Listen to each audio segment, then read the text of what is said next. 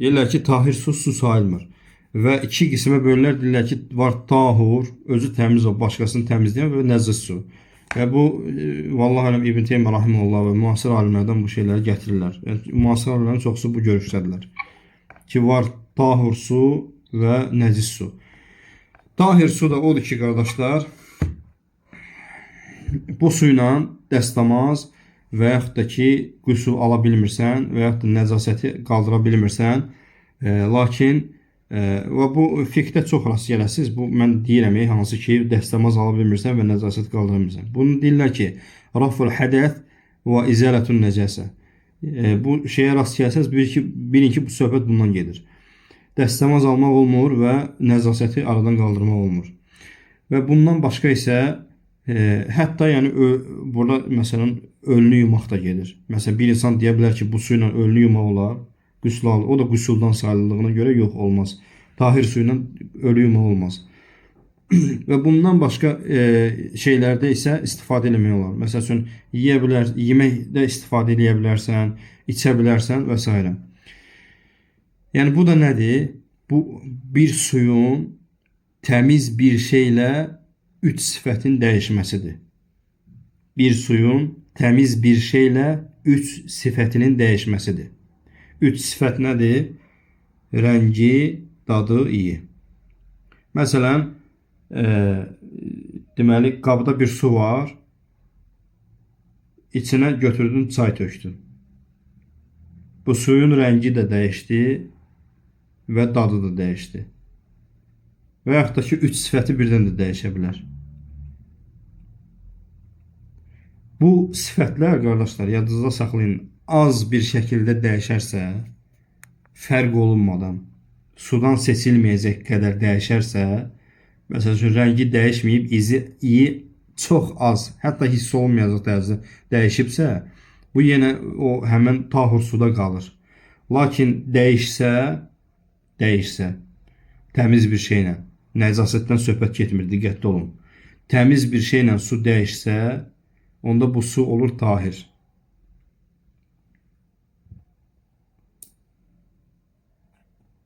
Və bu suyla nəzasət ortadan qaldırılmır və dəstəmaz almaq olmaz. Lakin yeməkdə və yaxud da ki, çay qarışdırmırsansa, çayda, yəni çay kimi içə bilərsən. Fikir verin, hətta o suyun adı da dəyişir. Yəni bu örfdə də belədir. Məsələn, təmiz bir suya çay töksən, o olur tahur su. Eləmi? İstilahda. Amma belə sən özün ona deyə bilərsənmi ki, bu sudur? Yox, deyəsən ki, o nədir? Deyəsən çay. Fikir verin, hətta adı belə dəyişir. Lakin dediyimiz kimi, üç sifəti az, üçü birdən dəyişsə, baxın, diqqətli olun. Üç sifəti, dadı, rəngi və iyi. Üçü birdən dəyişərsə, hətta az belə dəyişsə, yenə də olmaz. Çünki üçü birdən dəyişib. Aydındır. Və bu suyla, bu su adlanır tahir su. Mütləq o üç sifətindən biri az dəyişsə, yenə də tahir olur. İstifadəsi hər şeyə icazəlidir. Lakin üçü birdən az dəyişsə, yenə də istifadə etmək olmaz. Çox dəyişsə, yenə də istifadə etmək olmaz. Və barakallahu fikum, həmin bu tahir su özü özlüyündə də dəyişə bilər. Məsələn, bir suya təmiz bir şey qarışıb, məsəl üçün deyək ki, gül suyu qarışdırmısan suya və nəticədə suyun iyi dəyişib. Və sən bundan istifadə eləmirsən. Qoymusan, getmirsən və üstündən müddət keçib xeyla, gəlib görmürsən ki, su öz-özünə dəyişib. Su öz-özünə dəyişib.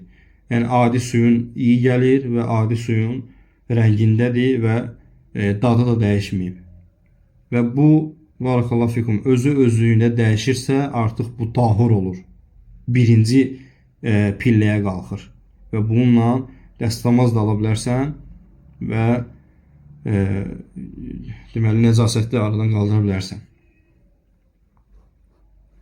Sual var mı, vardı? Bəli. Deyək ki, bir çay axır, o çayın rəngi sarıdır, lil rəngidir. Hə. Yəni rəng dəyişir.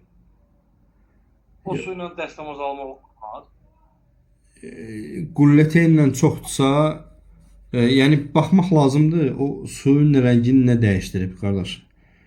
Yəni torpaq dəyişdiribsə problem yoxdur. Bəzən görsən o lilli su axır, düzdür. O rəngini dəyişən onun torpaq olur. O torpaq özü özlüyündə təmiz olduğuna görə və əslən təyəmmüm alındığına görə bu təkcə torpağa aiddir. Əgər su ilə torpaq qarışarsa problem yoxdur. O su ilə dəstəmaz qüsl almaq olar. Yəni həmən tahir suya ikinci mərtəbəyə düşmür. Tamam. Bir dənə də sual mən verim. Hə. Mən elə qohumun gildə də, yeznəmiz gildə deyək, su şeydən çıxır, quyudan çıxır. Amma su pası, dəmiri çoxdur da. Rəngi də fərqlidir, iyi də var. Yəni dəmirin iyi gəlir da sudan. Əlini yuyanda da belə dırnaqların divzadı qaralır. Tasolarda gələn su uddur da. O su ilə necə dəstəmaz almaq? Əsli təmiz olan şey qarışıbsa o tahir sudur da. O quyunun suyu... Dəmir əsli təmiz sayılır. Hə, əsli təmizdir dəmir əlbəttə. O quyunun suyu deməli yəni siz dediyiniz kimi rəngini və iyini kəskin şəkildə dəyişdirirsə, o qulləti ilə çox olsa belə, yəni o tahir sudur, tahir su sayılmır.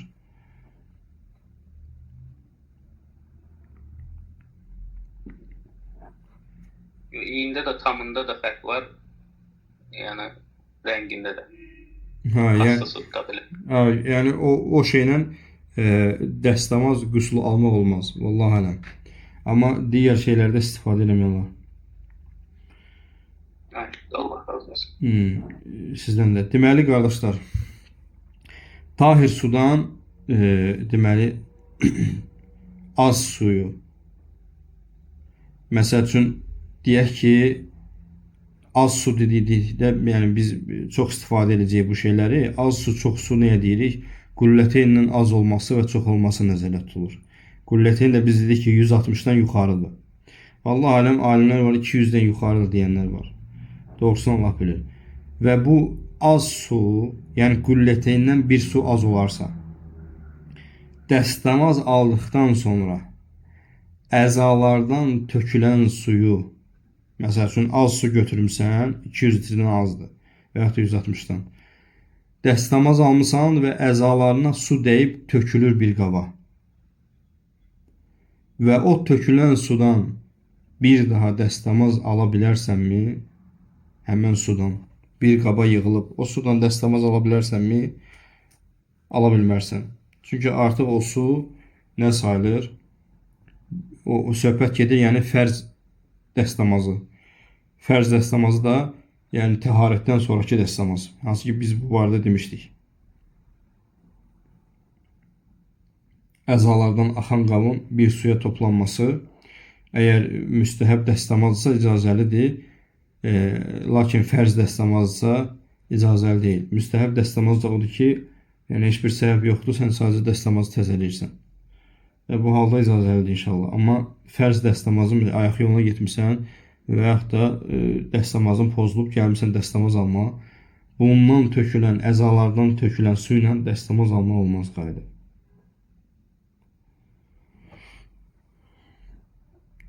Bəli. Və deməli, qardaşlar, burada bir qeyd eləyim, hansı ki, su əzanın üstündə olduqca, yəni mühüm qeyd deyil bu, maraqlı, amma belə, məsələn, suyu əzanın üzərində olduğu müddətcə, məsələn, qolun üstündə su var, dəstəmaz suyu, həmən su təmiz su sayılır. Lakin elə ki, o qolundan ayrıldı, töküldü. Qolundan ayrıldığı zaman o müstəməl, yəni istifadə olunmuş su sayılır.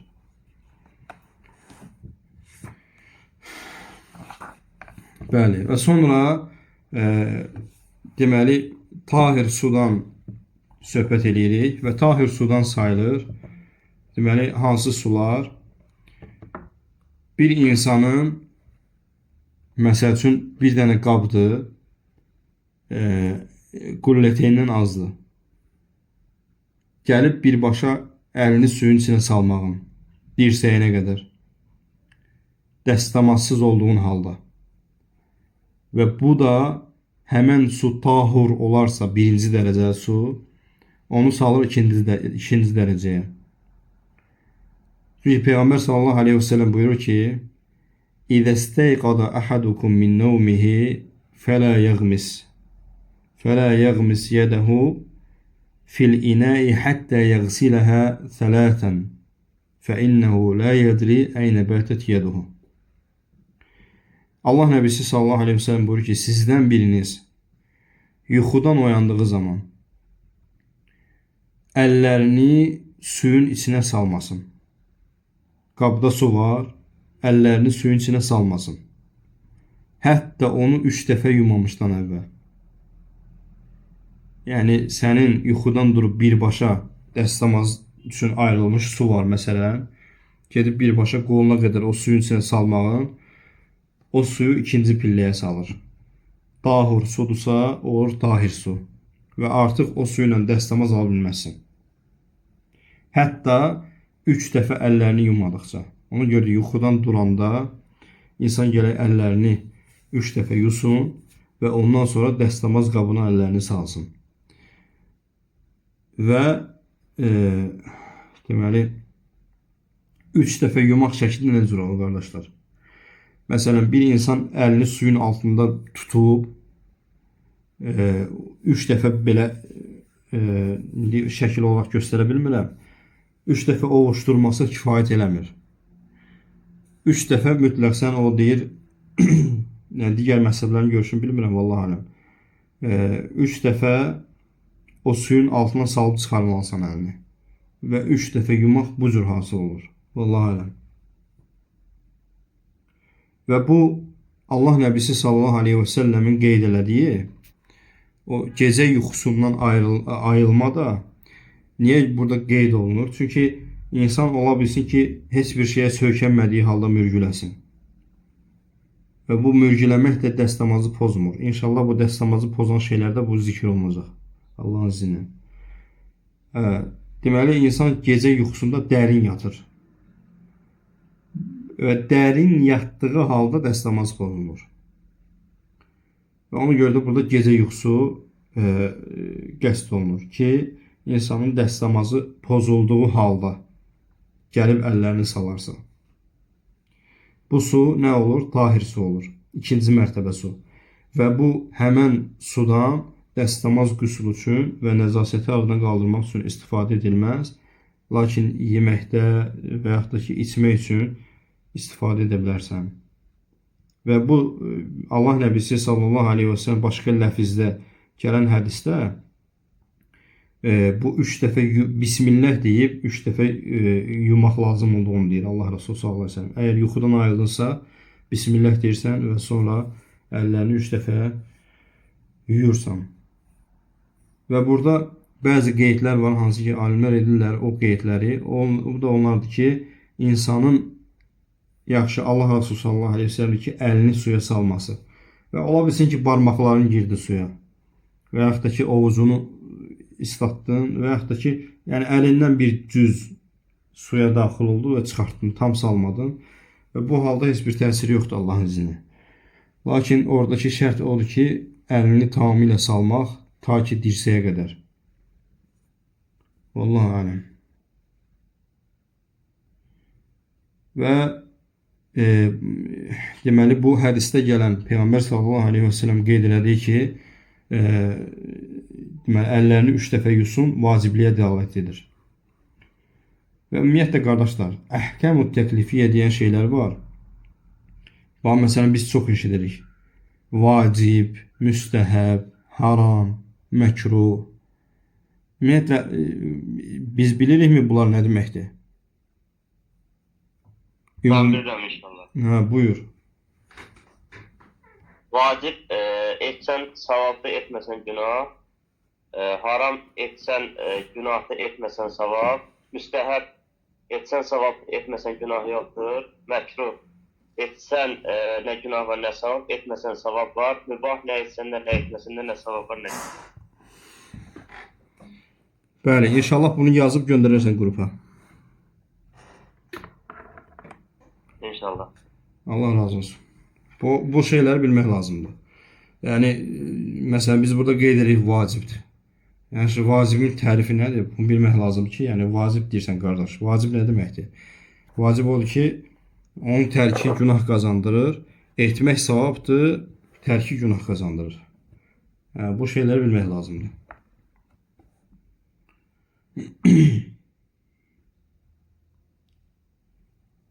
Və əziz qardaşlar, biz dedik ki, bu üç vəsfdən biri dəyişərsə, təmiz bir şeylə dəyişərsə, olur tahir su, ikinci mərtəbəyə enir. Və bir şey də qeyd edelim burada. Məsələn, insan, alimlər gətirir ki, xüsusən də İmam Əhməd, insan məsəl üçün bu həmən tahir sudan başqa su tapmır. Məsələn, oyanıb dəstəmaz almaq lazımdır namaz qılması üçün. Tahir sudan başqa bir su tapmır. Neynəməlidir? Nə cür etməlidir ki, bu dəstəmaz hazır? Çünki biz dedik ki, dəstəmaz almaq olmaz. Və buyurur ki, Şeyx Rahiməhullah, deməli, insan bir su tapmazsa, bu tahir sudan başqa, o zaman su ilə dəstəmaz alır və ya qüsul alır. Və sonra torpaqla təyammüm edir. Bunu yazıda saxlayın.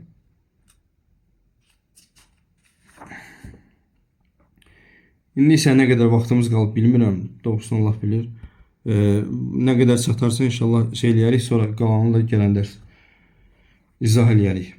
İkinci qism suları deməli zikr etdikdən sonra üçüncü qism sulara keçirik. Hansı ki bu da nəcis sulardır. Və bu suyun istifadəsi də haramdır.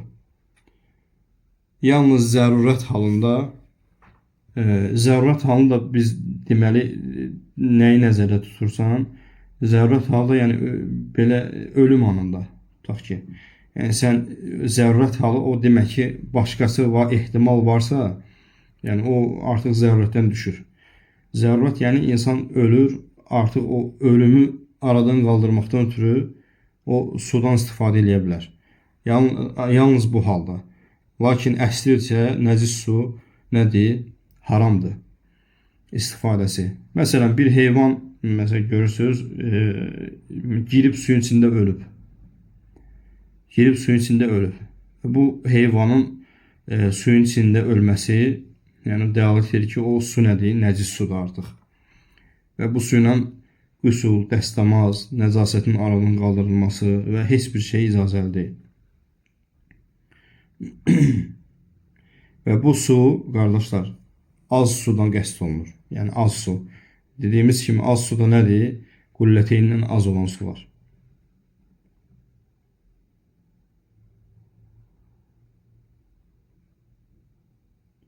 Və qulləteynindən də çox olarsa, deməli 2 qüllədən çox olarsa, o 3 vəsfdən birinə baxırsan. O 3 vəsfdən birini dəyişirsə, artıq o da qülləteylə artıq olsa da nəcis sudur. Məsələn, 300 litrlik bir boşqan var.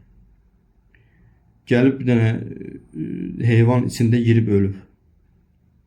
300 litr nədir? 2 qüllədən çoxdur. Baxırsan ki, onda suyun iyinə, rənginə və dadına.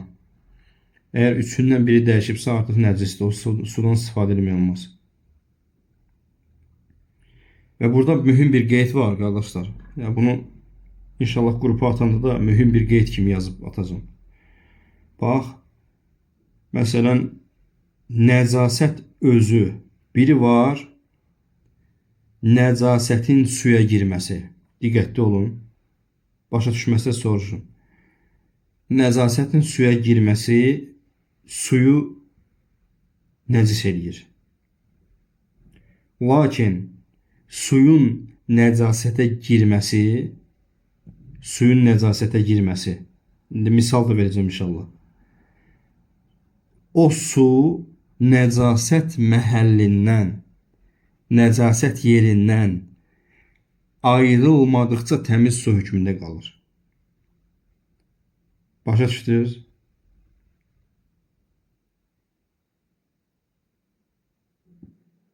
Başa düşdünüz yoxsa yox? Dediyinizə.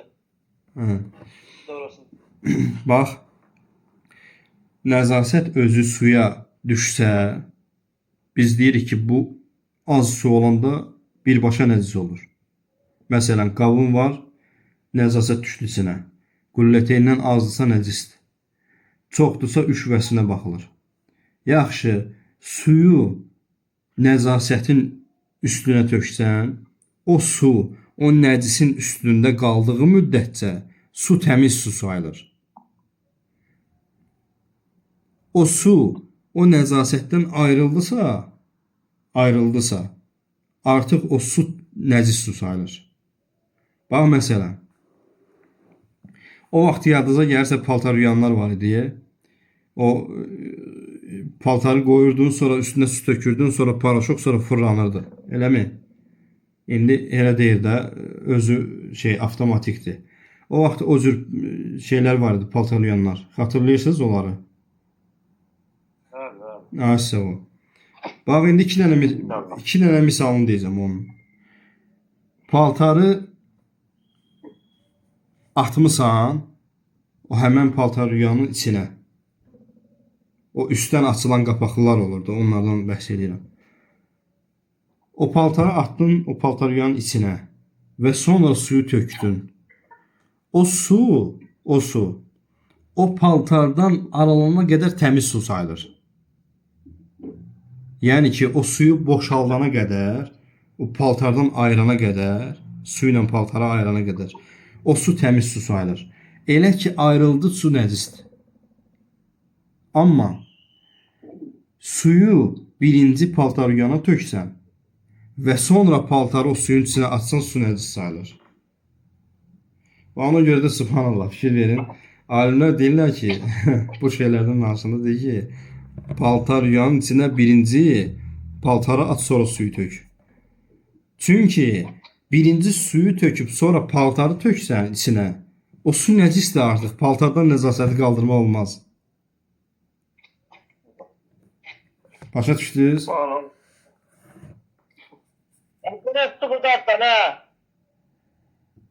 Başa düştü ya kızım. Ha, aydındır. Allah sizlerle.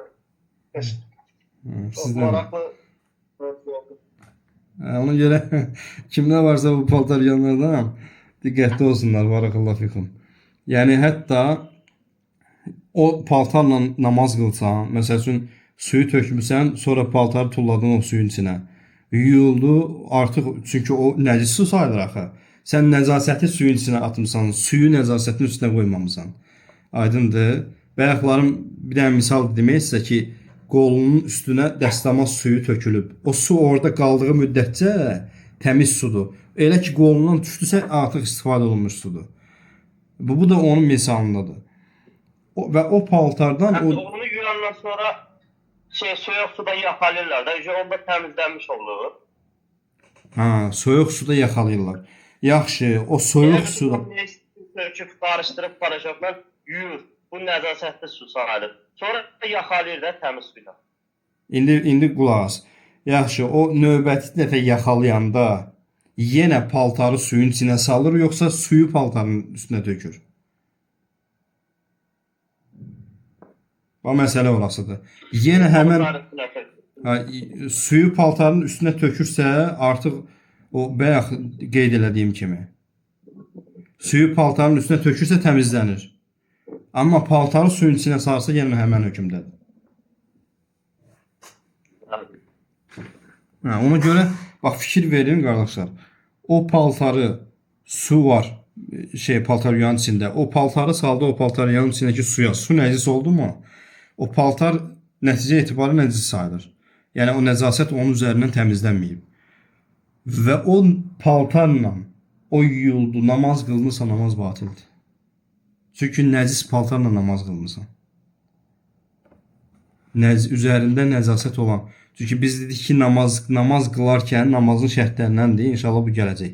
Namaz qılınan yerin insanın bədəninin və həmçinin namaz qıldığı paltarın təmiz olmasıdır şərt. Nəzasət olan paltarla namaz qıla bilməzsən. Dəlil də nədir? Peyğəmbər sallallahu aleyhi ve sellem bir gün ayaqqabı ilə namaz qılanda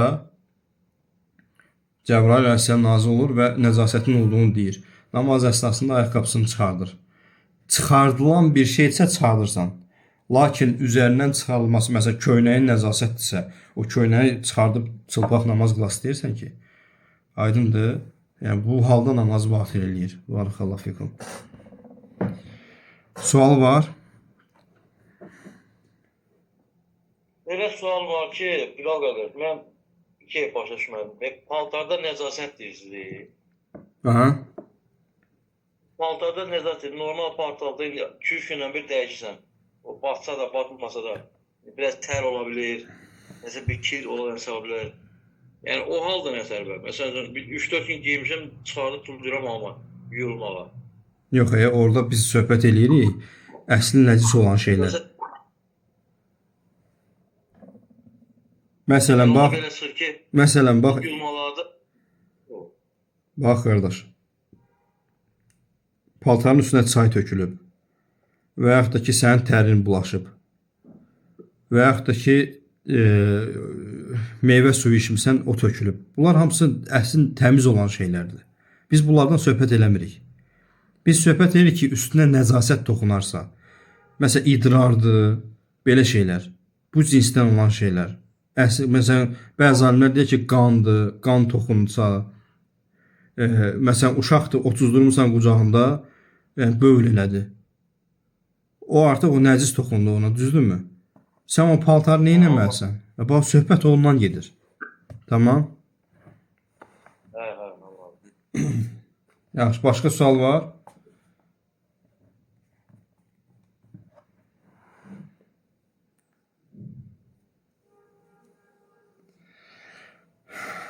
Bir də o qan dediniz.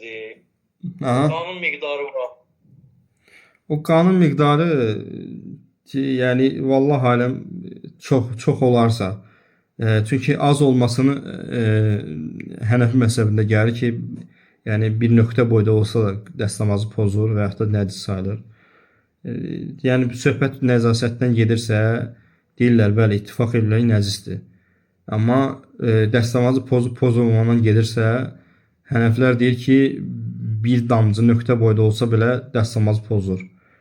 Vallahi aləm, yəni əsl mən, yəni belə şey çıxmasın. Qəlbimə yatan odur ki, qan nəcis deyil qardaş. Qan nəcis deyil, doğrusunu Allah bilir. Alimlər ixtilaf eliblər bu barədə. Hədislər onu göstərir. Çünki deməli deyir ki, bu ümmət, Peyğəmbər sallallahu əleyhi və səlləm ümməti, sahabelər deyir bunu. Yəni qanı üzərində namaz qılmaqla bilinən ümmətdir. Yəni bu nə deməkdir? Yəni o demək ki, qanın üzərində qan dəstəmazı çıxsın, pozmur dəstəmazı. Və bəzi alimlər də bunu təfriq ediblər. Deyirlər ki, qan nəcisdir, amma dəstəmazı pozmur. Vallahi aləm. Yəni bu inşallah gələcək. Gələcək bu məsələlər.